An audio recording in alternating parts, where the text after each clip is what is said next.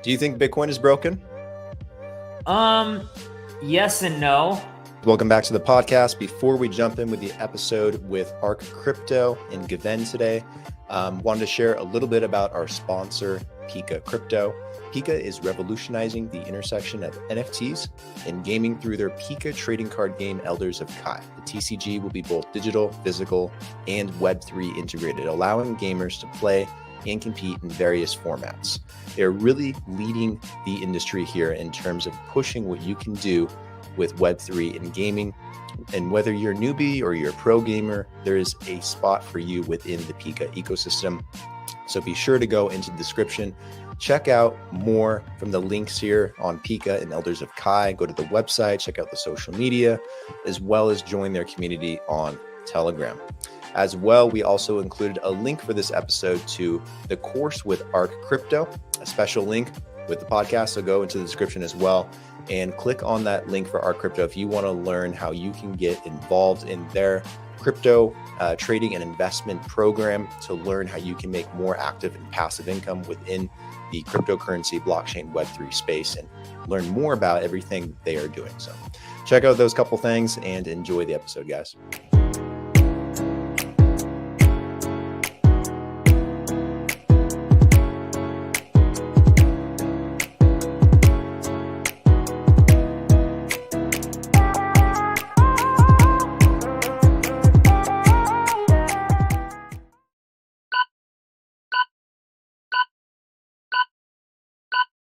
What's up, guys? Welcome back to BlockHash Exploring the Blockchain, episode 332. Today with Gven, the CEO, the founder of ARCrypto, to talk about crypto education and what they're doing around trading within the crypto space, as well as ways that you can earn more money from active investments, passive investments in the space, and how to take full advantage of it to help yourself become more successful. Gven, welcome to the show. Super happy to have you here. We're going to have a great conversation. How you doing today? Good, brother. Good. Thanks for having me, Brandon. Yeah, the pleasure is all mine. This will be fun. Gven, before we get going, tell us and the audience a little bit more about yourself and your story. I'm sure they'd love to know a bit more about your background and I think how you kind of got into this space and what you're doing now. Yeah, sure. So, I got into crypto back in 2017, and during what was my first bull run, it was around June or July of that year, and my first crypto that I invested in was Litecoin, and Litecoin, when I first bought it, I forget what the price was because I've had so many cryptos that I bought since then, but what I do remember is, it ended up going up by like 20 or 30% within a couple of weeks. And, I was used to these TradFi gains where you would, if you were lucky and you had a good stock pick, it was, 20 to 30% a year. Right. Mm-hmm. And I remember, kind of coming up with this phrase, I came for the gains, but then I started learning all about what crypto stood for, and I stayed for the revolution. And starting in 2018, same time I guess your company started as well, January of 2018, I started teaching people, the basics of crypto. Back then, we didn't have DeFi. And so I opened up my school back then, and it was probably the worst time I could have opened it up because, as the beginning of 2018 was the end of the bull run. And we were just catching falling knives left and right there. We were investing in ICOs, and we did relatively well on that. And even after a few years, we did well. But then, the market just kept going down, and I ended up within literally 30 days, I ended up filing for divorce from my ex. I ended up getting diagnosed with cancer, colon cancer, and I ended up, my cat died. I mean, my life sounded like a country story. Mm-hmm. And I had to move back in with my parents. I went from a millionaire to a, thousandaire pretty quickly there. And so I ended up making a decision to stop teaching at that time. And and focusing on my day job, which was in the law. And I was managing a law firm at the time. And I ended up taking the time to really heal, work on my mindset, work on meditating, work on really just, getting my stress levels down, because I was just massively stressed all the time. And as you can imagine, this in crypto, it's not exactly the Zen business. It's got enough ups and downs to just really, make your stomach turn upside down. And so I took about a year and a half off of crypto, and I was keeping in touch with it, but really making some like light trades. And I got into Binance at that point in time in 2019, which was a good pick in the long run. But I ended up really kind of hitting this wall back at the end of 2019.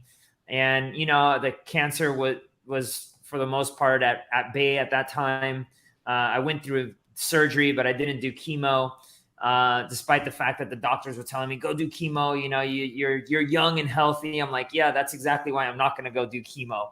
And so I ended up going to Bali. I actually called my partners and I said, hey guys, I need to take a sabbatical. And I ended up going to Bali for about 10 days. And I spent 6 days in silence at a silent retreat out there. And just really contemplating, like, what do I really want to do? And I came out of there just floating, like very, very clear. Although I didn't know exactly what I wanted to do, I knew the direction that I wanted to head into. And so I ended up going to Russia because I didn't go through chemotherapy, and I was definitely into alternative medicines and treatments and stuff. So there was a doctor in Russia who was kind of like a shaman doctor. It was really cool that I went and treated with. And I was only supposed to be there for 3 weeks. And this was in March of 2020. And I was in the city of Sochi, which is where the Winter Olympics were a few years back. And the doctor's like, I need more time with you, just because I wasn't doing certain things right. And he was worried, like, I needed to just spend more time with him.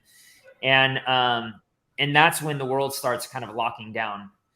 And I'm sitting here going like, okay, what do I do? Do I stay in Russia, like the adversary of the United States during like probably one of the most gnarliest events in modern history? Or do I go back home to like my comfy old life? It was kind of like a red pill, blue pill type situation. And I decided, look,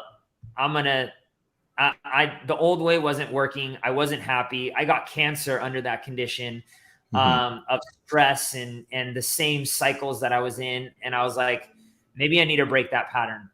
And so I didn't end up going back to the United States and staying in Russia for another 3 or 4 months. And in the meantime, I had brought some crypto stuff. And what I was looking into at the time was some bot trading and some arbitrage trading by a platform called Bitsgap. And I the day that I decided to stay, I ended up opening up my laptop and opened up the files that I had on it. And I ended up going through all of this, and I'm going like, oh my gosh, I started to like actually research some of the tokens, and I'm sitting here going, this is about to explode. And what I was looking at was specifically DeFi, because I just started going down the rabbit hole of all of these tokens with their use cases and what they really did. And I'm just sitting here going like, wow, this is about to explode. And so I like feverishly investigated and researched from like 12 p.m. until 4 a.m. in the morning. And I called my former business partner and I'm like, dude, we got to start teaching this stuff again, like now. And I said, this is what we've been waiting for. Like this like starts to make sense. Like it didn't make sense too much back then because it was like, you really couldn't do much, right? Except for maybe trade on, Binance or Bittrex or, and then hold it in your custody and print some crypto kitties, right? But now we're like, wait, you can like borrow and lend on the blockchain. You can, you could provide liquidity on the blockchain and be, you know, the NASDAQ, the New York Stock Exchange. And that really got me excited. And so after that, I ended up just hunkering down. I just could not put down my laptop till this day, actually. I still can't. And I just really fell in love with what crypto stands for, and just know like that this is really a better future for everybody, a more equal future, even though it's got its ups and downs and some people have lost a lot of money. You know, these new emerging markets don't come without some pain. And I've been one of them. You know, I've definitely lost money. I'm sure you have. All of us have in crypto. So I came back. I quit my job when I came back to California. I moved to Denver, and I restarted teaching people again. And since then, you know, the rest is history. We've been teaching DeFi, specifically DeFi now, because, you know, the easy stuff, it's still part of our course, and security and all that stuff. But, you know, the meat and potatoes really is DeFi. And that's what we're very passionate about. Yeah, that sounds like quite a bear market that you went through personally. Wow. And God, all over the place too. Bali to shamans in Russia, which I didn't know existed, to good old California and Denver, man, all over the place. It must have been quite a chaotic time for you, huh? Yeah, no, you know, like when I made the decision to like really get back into teaching crypto and like leave my job full time, because I didn't do that the first time. I stayed with my job, and you know, it was one of the things that probably got me. It was too much work, right? There's just too many things going on. So when I was able to just focus on one, and especially crypto, like once I really understood, like, okay, here's the direction the technology is heading into, it really wasn't so chaotic. It was more like, okay, this is what I'm meant to do. This is my vision. This is my journey, you know, on this blue marble floating in the middle of nowhere. And I was just like, I love this. And I don't care if I'm making, you know, $0 a month or $1 million a month. The key thing is, you know, where my heart lies and my passion lies is where the fortune is. And that's what I decided. And I was making decent money. You know, there was some years I would make, you know, high six figures. And I left all that behind and went from making that to, you know, zero, actually paying into the business to start. So yeah, it's better to follow your passions. I mean, I find that money tends to follow passion, but passion doesn't always tend to follow money. So do what makes you happy. Plus, on this little blue ball that we all exist on, you know, who knows how many times over you get a try at it. So, you know, do what you like, enjoy it. Yeah. So how did this translate into ARCrypto for you? What was the connect there where you're like, you know, I want to share what I'm doing with other people. I want to educate people, and kind of go down this educational route. Yeah. I mean, you know, what I saw back in 2018 was there was just a need for like people to understand how crypto worked, you know, and, you know, like, let's say a lot of people got back then, especially Americans, which I was living in America at the time, like their thing was like, okay, I'll go to Coinbase and I'll just buy some Bitcoin and some Ethereum or some Litecoin, whatever.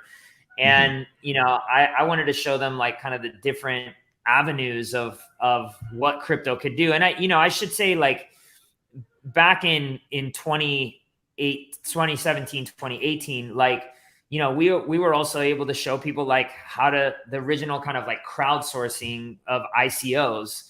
And that was really fun, you know, cause like we had these ideas and, you know, a lot of them failed and stuff, but some of them succeeded and are still around today. And so when I saw like, man, finance is so much easier when you have crypto, all it is going to take is a few tweaks and, you know, we're going to revolutionize how we transfer value. And when I stumbled back upon crypto and specifically DeFi in 2020, that's when I was like, you can become your own freaking bank. Maybe you need one bank account. and even that I would argue like you don't really need unless you have like different businesses and stuff. But like, now I've got my crypto.com card that I can just transfer my money there. I've had landlords take USDC in for payment. Here in Panama where I live, there's coffee shops that take USDT, USDC, Bitcoin, Ethereum, everything. There's pizza shops that do. And so like, the revolution of all this and like the acceptance of this payments, while it's been probably a little slower than you and I would like to see, it's moving at an astronomical rate. And I knew that people, if it was hard for me, that I'm doing this day after day, people, just the layperson who really wants to understand crypto is really having a hard time. So what I decided to do was just create kind of a step-by-step course live, not, hey, here's my videos and watch them. I mean, you can pretty much do that on YouTube now, but live where you can get feedback and one-on-one coaching. That's where I think we kind of stood apart, and we saw that there was a big need for that, for a community like that, where people could jump in and get alpha as to what we were buying, what the use cases of the cryptos are, but also how to like move it and how to maximize, your bank. And so that's kind of why the passion behind that, why we really decided to stir this up. Nice, man. That's awesome to give back that knowledge to people too. Because I think what really drives crypto right now is everyone wants to be a part of, this next revolution of money, and they want to make a little bit as they go too. And crypto is a very rewarding industry, but a lot of mistakes are made. People, do the wrong things, or there's misconceptions about, how they should be involved. So I want to break down your course a little bit more, and the things that you teach. When someone signs up for ARCrypto to be a part of it and to learn, how to make that passive or active income in crypto, what are some of the nuts and bolts of the things that you teach and that you share with people? Yeah. So, I'll kind of run you through like the stages that we take people through. So it's basically a 5-week course that, as long as you pay the subscription, you have access to indefinitely. And the course is morphed obviously over the last, 3 years since we reiterated it. But we start with security, making sure you have the right antivirus, making sure you have the right VPN in place, making sure you have a hardware wallet, not just a MetaMask, showing you how to onboard crypto. And that's obviously been a little bit more challenging over the last few months, but we've actually found more technology that's evolving that is allowing students to even do direct deposits from their paychecks now. And it's been really, really cool that they can, just DCA into some ETH or USDC and then buy whatever they want on, decentralized exchange. And then we talk about, bridging, because a lot of the action is happening on, layer 2 solutions, Matic, Arbitrum, Optimism. There's a lot of volume going to those because of obviously the ETH prices. They're just killers, and especially once you're a liquidity provider, it can really eat into your profit unless you have a bigger stash to play with. And then we start teaching them the different avenues of DeFi, and also some other things. We've talked about AI tokens. We've talked about NFT gaming, which is something that I think is going to be a big economy. I think it's going to be one of the biggest economies here coming up because of what AI is doing. And, there's just more and more jobs that are going to become irrelevant. And, even robots doing a lot of the jobs that humans can do nowadays. Would you rather have a robot and, or put somebody at risk or a robot that you can just pay a one-time $50,000 in, maintenance of $100 a month? It's really a no-brainer. And so then we get into, the strategies that we personally use, and we don't use financial advice, and there's multiple different coaches that give different strategies, which each one of us has our different approach to it. And you can kind of pick and choose what you like, but we end up showing them how to mostly provide liquidity on decentralized exchanges. So like Uniswap v3 or PancakeSwap or some of these other decentralized exchanges where, you know, you're allowing the peer-to-peer trading to go on. And we're actually now starting to dive deeper, because I think that this is also going to be a big trend into real estate on the blockchain, and showing people how to tokenize, you know, their investment properties and do crowd funding for them, and, you know, distribute dividends in the form of, you know, stable coins.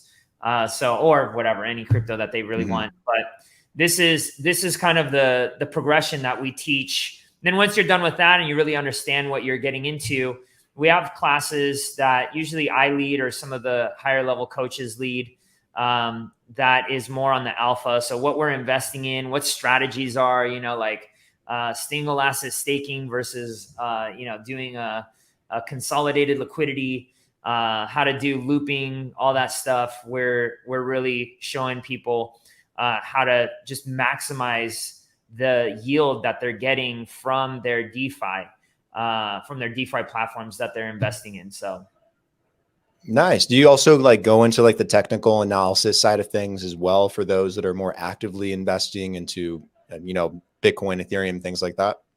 Yeah. So I'll say this, like I used to teach trading, and, you know, in my opinion, like maybe what 5 to 10% of the traders actually win. And so I'm more of the camp of, you know, DCAing in and time in the market, not timing the market. And especially when you're talking about providing liquidity, because you're getting a yield on top of your crypto for allowing people to trade peer to peer, right? Or borrowing and lending, which isn't as high as doing, you know, like consolidated liquidity. But there definitely is like a, you know, a support and resistance that we do look at in order to determine like what ranges we're going to be putting cryptos in, where we're going to be buying and getting in on those liquidity pools. And we actually have a course. I don't lead it. It's led by one of our coaches, Igor. And he talks more about technical analysis, but it doesn't go too hardcore, because, you know, we're more about like fundamental analysis. And that's why we're buying like really the blue chip cryptos right now, because they're just at a discount. And I think people are so busy buying the Pepes and the Miladies that don't do anything, right, except for, you know, maybe make a few people laugh. But the cryptos that are actually doing something, that are actually building, that actually have a use case or a governance case, that's what we're really looking at. And we break those down for our students. You know, when we go in and we do these, we do a full blown slideshow as to like what these cryptos do, you know, what the trend is for them, what they're building, what the use case is, why it's valuable to us. And then again, usually we're providing liquidity for those tokens as well, so we can earn more of them. And over time, just build that stack. But we're looking at like the ones that everybody's yawning about right now, but that we're going to be using in 2 or 3 years. And people are going to be like, oh my gosh, you know, how did these guys get so rich? And it's just like, well, because we did our homework, you know.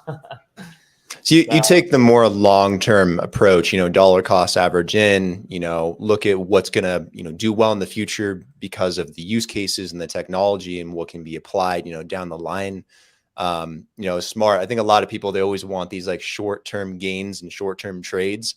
And I've done it a lot myself, and it's so difficult, especially mentally, to, you know, stay focused and try to like really grasp the market every single day, which is very difficult. I don't know anyone that can in my circle that can grasp the market really well, like on a daily basis, because it's churning so quickly. Yeah, it's crystal balls, you know, like, oh, I think Bitcoin's gonna go up. It's like this guy, you know, like, I don't want to name any names, but like you see these guys on YouTube and Twitter and all this stuff, and they're always making these calls, and it's like, even a broken clock is right twice a day, right? So Mm-hmm. I just kind of like stick to it, like, and I look for the like longer term narratives, like regulation, right?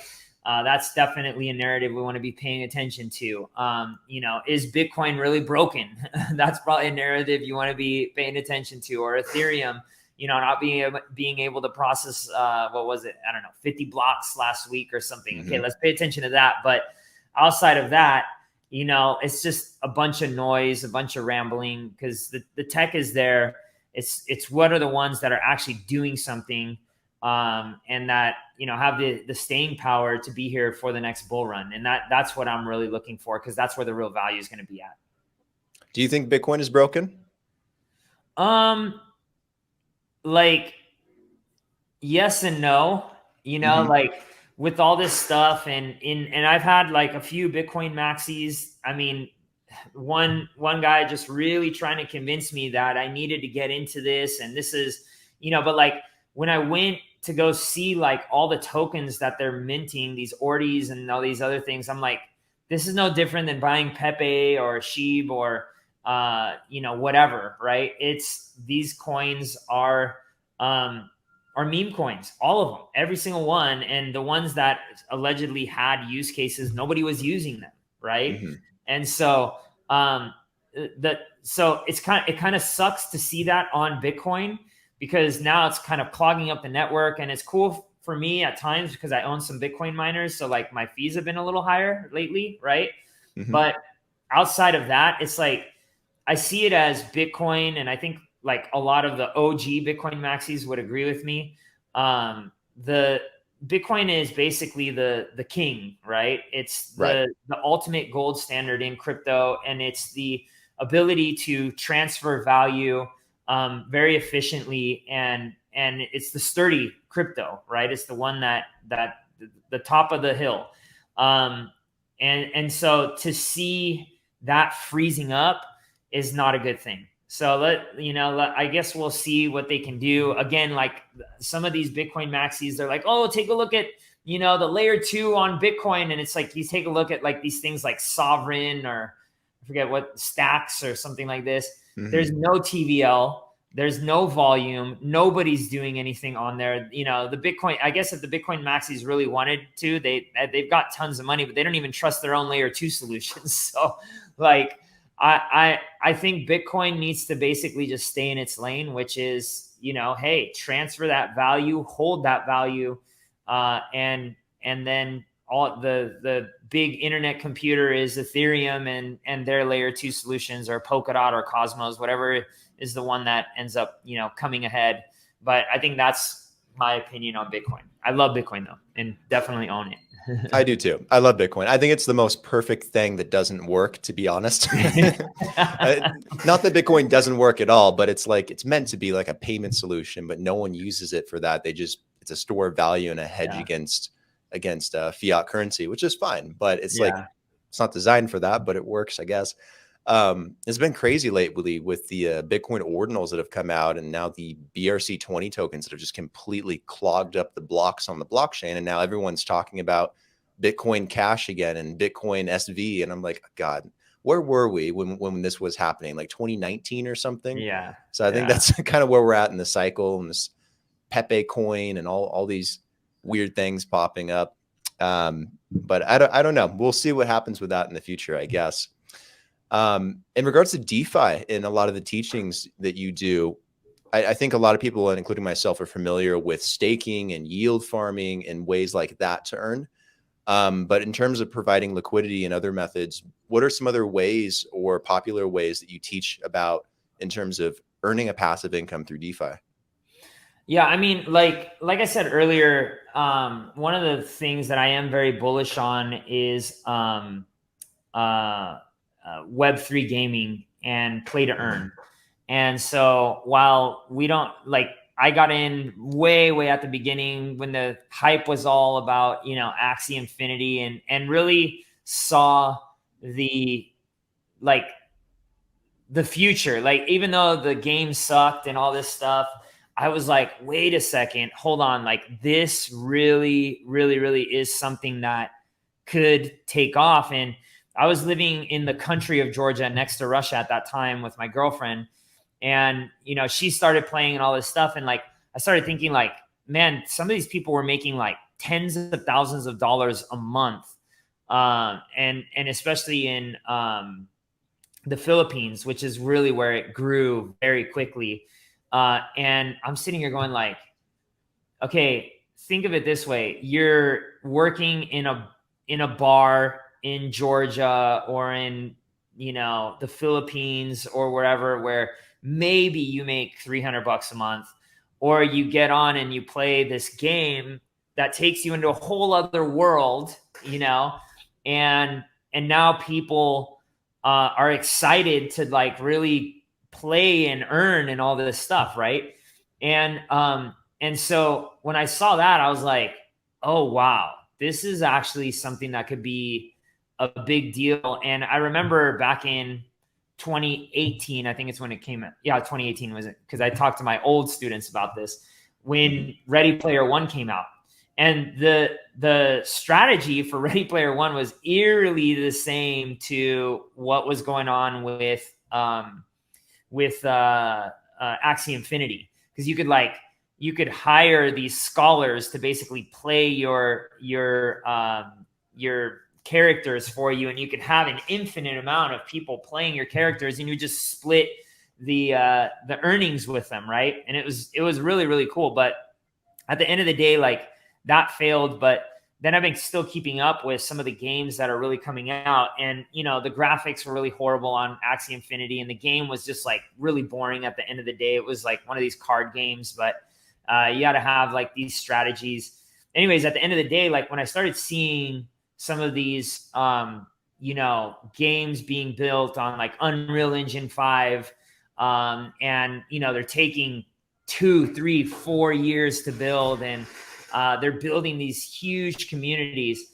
I was like, okay, I'm going to pay attention to this, because when this hits, like, this is going to be a whole economy.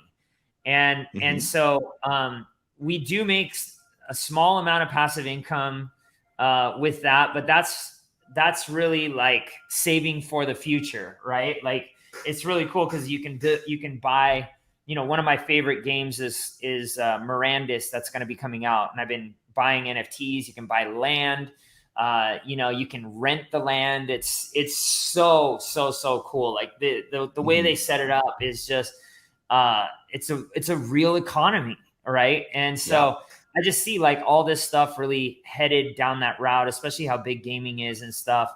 And that's been one of our, at one point in time, even, you know, back during the last bull run, even though the games were crappy, I had passive income coming from there, pretty substantial sometimes, in the tens of thousands of dollars per month. But, you know, like you mentioned earlier, we do a lot of single asset staking. So we find, you know, projects like, let's say, for instance, SNX, where I can go and put some ETH and SNX into a consolidated liquidity pool and earn, you know, right now I think it's like at 230% per year, and then take my SNX to avoid like impermanent loss. I take my SNX, and instead of rolling it back in there, I put it into their native platform and borrow against it. But when I put it in there to borrow against it, I'm actually earning probably anywhere between 20 and 30%, depending on, you know, what the borrowing and all that stuff, and how many people I borrowed against SNX or minted SUSD. And then taking the money that I'm borrowing from there and then putting that into another liquidity pool on a smaller cap token that's earning me more. And then I'm looking for a place to earn single asset staking. So like one is like Quenta. It's it's a futures DeFi platform that's built on, not on SNX, but powered by SNX, I should say. And so you can actually, I'm liquidity pool mining that now on UniV3, earning like 300 or 400% because it's really, really highly traded, low liquidity, but high volume. So it's giving me a higher fee per month. And then I'm taking that and I'm putting it into the Quenta platform, which is paying me 50%. So then I take that 50% and then I spend it. So there's like all these really cool strategies, and at times they can be complex, but when you really understand the flow of it all, you're just like, whoa, like this is really infinite money. This is infinite money printing, but it's all coming from like value. It's not coming from a Ponzi scheme. It's coming from things that people are actually using, which is really cool. No, that is really cool. It's really fascinating the different ways, especially through DeFi, that you can make money today that didn't exist just a couple years ago. And we had DeFi summer in 2021 or something. So, I mean, 2020. So we haven't even been 3 years into DeFi yet. I mean, geez, who knows what it's going to evolve into? Yeah. If someone wants to be a part of the course, is there like a certain budget they need to set aside to invest, or is there no limit to investing into not the course specifically, but to make these investments? Like, do they need $1,000 to start? Did they need $5,000 to start, or is it more of a recommendation for volume? Or you tell me. I mean, we usually recommend that students start with like $250,000. Just kidding. No. We look, we don't make any recommendations on that because that's a very personal question. We don't give financial advice, but we'll say this: invest. And you've heard this before. Invest the amount of money that you're willing to lose with, and especially when you first start. Right? I've had students start off with $200-300. And they've, made that up to $10,000 a month, $15,000 a month. But the strategy is they're dollar cost averaging into it. And as they get to learn more and more as to how the investments flow, they start to put a little bit more and more behind it. But we always say, start slow. Don't FOMO, slow-mo is my slogan. And don't get crazy, because that's how people get burnt. I've had people, and especially last year when the hype was around DeFi and NFTs and all this stuff, it was just like the end of 2017, right? I mean, you lived through it. Like people were just crazy. And, we had things like nodes, which were really hot, that all these people got into. And, despite the fact we're like, hey, put in a certain amount, we're putting in a certain amount, like less than 1% of our portfolio, no more than 5% if you really, really want to redline it. And they all went to zero, and they ended up being like DeFi Ponzi schemes. And so like the idea is go slow. And, for me, build your positions in Bitcoin and Ethereum, because those are the ones that, are tried and true and are probably going to be around for a very, very long time. So until that's unproven or there's another crypto that really comes out. So that's kind of our profit taking strategy that we teach. We don't tell, but we teach, is, taking 12.5% into a liquidity pool for Bitcoin ETH, 12.5% into single asset staking WBTC, and 12.5 into staked ETH. So at least you're earning a little bit of interest on the staked ETH and WBTC, in WBTC and like Aave, which is really crappy interest rate, but still it's something just in case, like whatever. Let's say the SEC decides everything is a security. They've said the one that's not is Bitcoin. So I'm putting, a nice chunk into that as we progress forward. So. Got it. What about someone that may not have enough time, like during the day, that maybe works like a 9-to-5 job still? Is this a situation where they have to budget the money, quit cold turkey, and then go full into the course? Or is this something that can work around their daily life and their schedule? Yeah, no, it's super easy. We have classes at night. All the classes are pre-recorded. And we do have workshops. I will say this, it's a little intense the first, let's say 5 weeks. All right. Doesn't mean you have to quit your job, but you're going to put in an extra hour, a day, or every other day, you're putting in an extra hour or two. but once you've gotten there, once you understand the principles, once you've learned that new skill, it's actually very simple and requires very little time. You may want to show up to a course or a couple of courses that we offer on, the alpha that we're giving, or some news that may directly affect some of the cryptos that we're particularly talking about. But outside of that, it really doesn't take a lot of your time. And we have decentralized managed options as well, which is really cool, where you actually hold the keys to it, and we're able to make the moves, but we're not able to actually withdraw any of the money. And it's very, very safe, and it's even insured against exploits. So there's some really cool stuff that's out there for people that may not have the amount of time to make their own moves, but want to be exposed to it. Got it. If someone is like very new to this, and maybe they don't have a lot of money to put up to start, I get like a bit of advice from both sides on this, especially when I was like kind of learning how to trade too. One side of it, people say, oh, just mock trade, don't use actual money, but practice for a while. Then the other side of it says, put like $100 in, because when you have skin in the game, you feel the risk and you pay more attention. Is there any truth to either side of that? Or do you guys maybe encourage doing mock trading or playing around with fake virtual money or virtual money before, really doing it? Sure. Or do you think having the risk is somewhat good for learning too?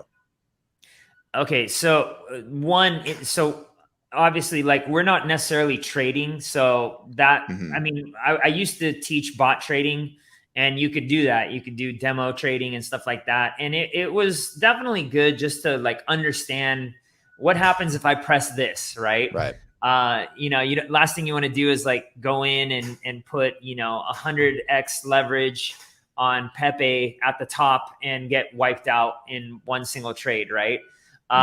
So it just depends on what you're investing in. So if you're going to do like bot trading, or your strategy is trading, then I would say, do a little bit of demo trading before you do it, just so you understand what the buttons mean, right? Because it's like jumping into a spaceship when you first jump into some of this stuff, right? But if you're talking about like DeFi, throw in $200-300. Everybody can afford that. That's one of the things I teach my students, though. It's not just DeFi, it's also mindset of finances, because we're not taught these things. We're really taught to be poor, good, middle to low class citizens in terms of our finances. And so, the thing that I like to talk about a lot in my courses is, how do you flip that mindset around so that you can think more abundantly? So you can start changing the way you think. Your cycles start to change, just like I needed to change my cycles when right before I got divorced and cancer and my cat died. Like, I was stuck in a cycle, in a mental cycle. And so I had to break those cycles and create new ones so that I could become more successful, so that I could have more peace of mind, so that I could be healthy. These were all things that had to occur. So I would say, find that $200-300, and then maybe you lose some of it, or 50% of it. That's okay. Anybody can stir up another $200-300, right? And I had a lot of students, especially last year during the bear market, that totally got greedy, and I took my portfolio from $15,000 when I was in Russia. I mean, I was down to fumes. It's the only money that I had was in my crypto. Then I was able to DCA in, and my portfolio by the end of 2021 was, in excess of $2 million. And so this is, the crypto market is the land of second chances. And so, but you don't want to go in too heavy, because if you do, you could definitely get wiped out. And I've had students that do that, and they're still with me, but they're just like, man, that's the hardest lesson that I've had to learn financially. I'm like, yeah, sometimes you have to, even though we're saying like, don't put all your eggs in this basket, have the majority of your money in Bitcoin and Ethereum. Still, there's always going to be that person that's going to jump on one class, where we're talking about the biggest degen play, and we talk way less about degen plays now than we used to. And they're gonna bet it all on red, and it's worked for some people, but then it's gone terribly wrong for others. And so I don't like leaving it up to chance. So I always say just start with a little bit, and that's why dollar cost averaging is to me the best way to go about it, because if you strike out, you always got a little bit coming next time, and you're always going to learn. Absolutely. Do you feel like FOMO and FUD are some of the bigger mistakes the average investor maybe makes when they're, trying to put their money into this market, whether it's an actual coin like Bitcoin, or it's Pepe, or it's into DeFi, or whatever it may be? I think a lot of people, they get very excited, the FOMO's hitting. They're like, oh, I'm going to throw some money into it, so then maybe I'll make money off the top of it, what everyone else is doing. Then they get monkey hammered, and then, the FUD happens, and they want to get all their money out, and then they miss an opportunity and it comes back.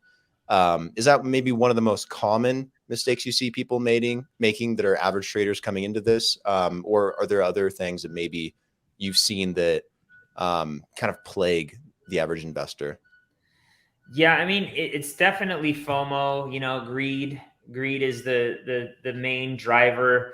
And look, I'm not going to say that I haven't gotten greedy and gotten into some of these and gotten absolutely wrecked. All right. We all do at some point. Yeah, we all do. And it's part of the learning curve, in crypto, unfortunately. But, in the end, you take those and you learn from them. But yeah, definitely FUD. You'll see a lot of people just selling because they hear this rumor that never comes to fruition. And it's like USDC coming unpegged this year. I was sitting there going like, man, no way that, Coinbase and who's the it's not Goldman Sachs, but one of these big funds is that spot BlackRock. And, they're going to let USDC go down by the wayside. There's just no way, these guys are going to prop it up. And then the Fed ended up obviously covering SBV. But you just gotta be kind of rational when people are irrational. And that's kind of part of the mindset side that we talk about, like I'm huge into meditation. I meditate sometimes 1 to 2 times per day, and, minimum of half hour to each time, just to slow my brain down, just to take a breath, and really just understand, okay, like this is all going to be okay. We've been here before. We've had governments say this, that, and the other about crypto. We've had, people talk bad about crypto. We've had Bitcoin maxis say bad things about altcoins. Like, we just got to take a deep breath, see what the real narrative is. And this is why I like investing based off of fundamentals as opposed to technical, analysis. Because then you can kind of control the narrative a little bit more inside your mind, as opposed to like, oh my gosh, is it about to go down? It's going to hit support and resistance. It didn't hit total resistance, but right. And then it disobeys all the rules that you just spent, 1 or 2 years learning. So that's why I always say, it's better time in the market than timing the market, because there's always going to be FUD. There's always going to be some kind of news coming out that's going to make you rethink your investment. But if you have that long-term strategy and you're like, hey, okay, I'm still not completely sold on this crypto thing. So maybe instead of DCAing whatever, $1,000 that I have to invest, I'm going to invest $250 per month until you really get the bug, like you and I, and then, you ape into Bitcoin and Ethereum because it's staying. Absolutely. I'm curious to what you recommend to your students outside of, the investing part of it. They always say to be patient and to be unemotional and be calm. It's easier said than done. But what would you recommend to people? Like, should they meditate? Should they distract themselves with positive and healthy habits? What are some good ways to keep a calm, clear mind and not to maybe overthink a lot of the investment situation and to, I think, lower that stress level? Okay, so that's a really, really good question. So I actually had a teacher who helped me through this back in 2018 after I was diagnosed with cancer. Because I mean, I was going nuts. I didn't Right. know if I still wanted to live. I didn't have a family. I was divorced, living 38 years old, living with my family. It was awful, right? So I was able to really learn how to quiet my mind. That was definitely one thing. And then begin to create my own environment. And let me tell you what I've done since then. And this is actually a course that I'm offering free for my students right now, because we're kind of like beta testing it with them. I was able to take my expenses and bring them down to next to nothing. So that's where a lot of the fear comes in, right? Because usually when you're up against the wall, you're gonna panic. Your overhead is like mine was at the time $10,000-$15,000, and I was only earning $9,000 a month from my salary because we restructured the business that I was in back then, and I was totally screwed. I'm like, how am I going to freaking live? Like, I'm upside down, and we're not even talking about taxes yet. I'm upside down $5-6 grand a month, $7 grand a month. Plus, I owed all sorts of money in debt, all this stuff. So what I did was I brought down my overhead. I literally stopped paying some of my credit cards. I was like, it's either eat or, pay my credit cards. And I was like, I'm going to eat. And then I started getting more creative, and I'm like, it's either eat or make investments, because I knew that we were at the bottom of the market or close to it. And I was like, I got to DCA into it. And it was the best decision that I ever made. And I was able to clear up a lot of the other stuff. Right. But definitely bring your overhead down. Clear your mind, meditate, and learn how you can like arbitrage. This is one of the things that I'm aggressively teaching is like, I know, you live in another country. I live in another country. Like where I live is substantially cheaper than the United States. And we have a lot of students in the United States. And we just think like, oh, I need to move to the Midwest to get a cheaper place, or a place that I don't really enjoy living. I mean, I've been to the Midwest. It's actually really cool. Not during the winter, but during the summertime. But you can really find skills and jobs that you can do online, lower your overhead, get it down to something that's super manageable, that in case something happens, you're not going to freak out, and then start DCAing into investing. Because honestly, unless you are making that passive income, you're forever going to be a slave to your job, even if you're passionate about it. I'd rather be like passionate about it and do it at my own leisure because I have enough money over here than having to just like, I have to do this. Once you say I have to do anything, you're in your own hell, in my opinion. Right. And that's just, I gave that life up years ago. Yeah, that's some good advice. The arbitrage thing with living too is really good idea. That's why I live in Colombia too. It makes more sense. I don't have to worry about spending $3,000-$4,000 a month on rent in the United States. More if I want to live in a big city. I think a lot of young people do want to live in a city. They want that active lifestyle. And a lot of first world countries are very, very expensive. But yeah, Panama is a good option. Colombia is a good option. There's a lot of places that feel totally fine and that are safe and very opportunistic. I think for a lot of people, they would be more affordable, but I don't think have realized it yet, or they're scared to make that leap. It's probably both. But man, it helps so much because you don't have to touch your investments. You can relax. You can slowly put it in. You can save some money in case you have anxiety in terms of not having enough.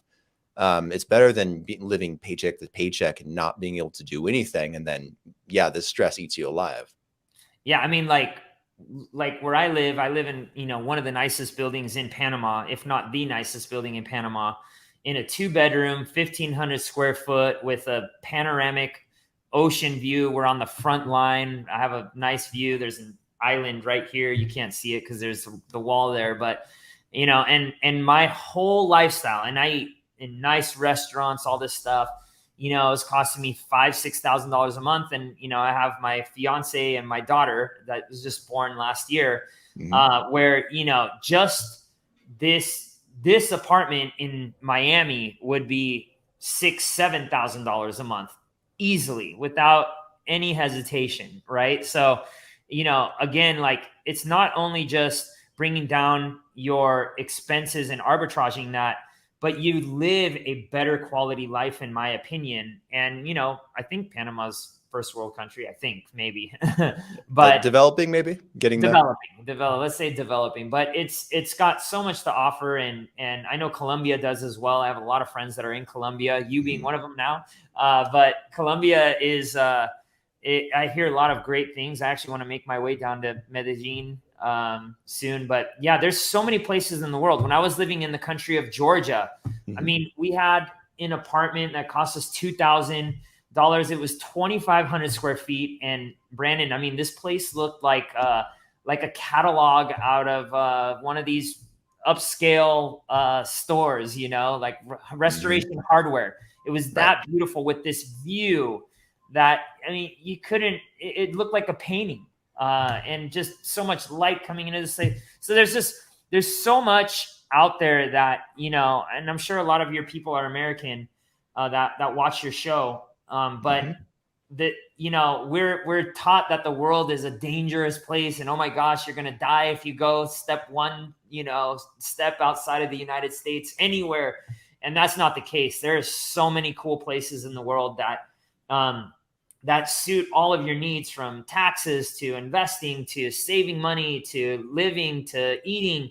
And it's just so much fun when you can actually get out there and know that it's really not that expensive. It's actually way less, and you can breathe. You can not have that stress that's going on back in the United States that I think you and I definitely don't have.